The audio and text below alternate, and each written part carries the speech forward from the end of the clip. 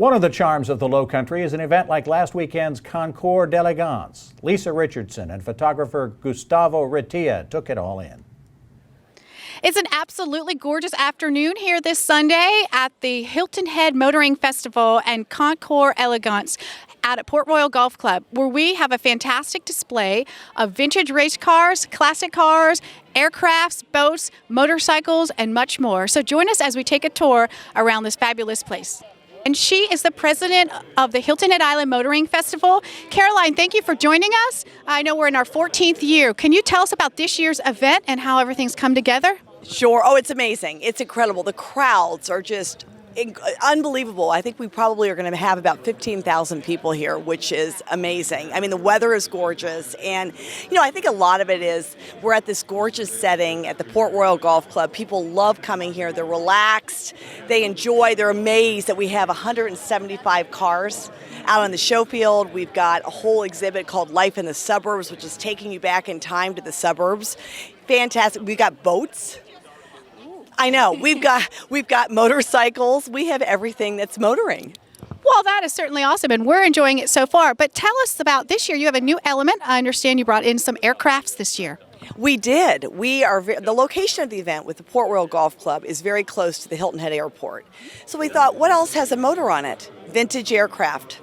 So what we did this year is that yesterday, actually on Saturday, we had your ticket got you into Port Royal and got you over to look at these incredible aircraft. And what we did is we paired an aircraft with the same vintage era as a car. So the people, from what I understand, they absolutely loved it. And then we had a lot of great sponsors over there, like Pilatus and Piper and Gulfstream. So the whole thing really came. It was a great event. Sounds like a wonderful addition. Tell us, though, for the viewers, how are these vehicles and crafts selected to be a part of the event? I think that's really important, because nothing is on this show field that has been on this show field for the last 4 years. So every 3 years we have all new cars. Okay, so you never see the same thing. Every single car in this show field goes through a selection process.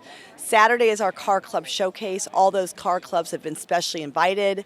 Then they have to vet the cars that we select to be in the show. Then the Concours d'Elegance, which is taking place today. Every one of those, it's a big selection committee. They all apply to get in. Now we're getting cars from all over the country. So it's a highly selective event now, because we're one of the largest in the country. We're here now with Bart Brodzick with Porsche Dealer, who is one of the premier sponsors of the event. Bart, welcome. Thank you. I'm the regional manager here. I call on the dealership here in Hilton Head. We've been a sponsor of the event for quite some time now, and it's always been a great event. One of our spotlighted vehicles is the 918 this year. We're really working hard on our hybrid technology as the future of the cars. The 918 is our top of the line model, and we're selling those out. The model is selling out right now through the end of this year. We also have it in a Panamera model, and not on display, we have a Cayenne SE hybrid as well. And Bart, tell the viewers, give us an idea of the cost of one of these. This car, as it stands here, is right about $1 million. $1 million. Okay, great. Well, we'll need to save up for that. But we appreciate you showing that beautiful vehicle and all the neat benefits of it. And thank you for being one of our key sponsors this year. We are surrounded by some old American classic cars. And Ken McKay is one of the owners from Sheldon, South Carolina. Ken, tell us about this vehicle. Well, this is a 57 Thunderbird, the last of the three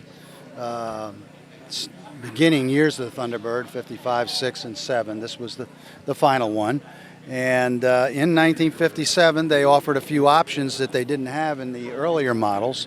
And this is one of the rare ones. This is called an E model, which has two 4-barrel carburetors and has 270 horsepower, which in the day, 58 years ago, that was a hot rod. It has a standard shift with overdrive, and it's a car that was probably bought by the owner to take to the drag strip back in that day. Don't know how it fared, but here it is today. And reporting from the Hilton Head Island Classic Car Show with Ronnie Edge, the owner of this 1966 red Chevy Corvette, this is Lisa Richardson. Back to you all in the studio.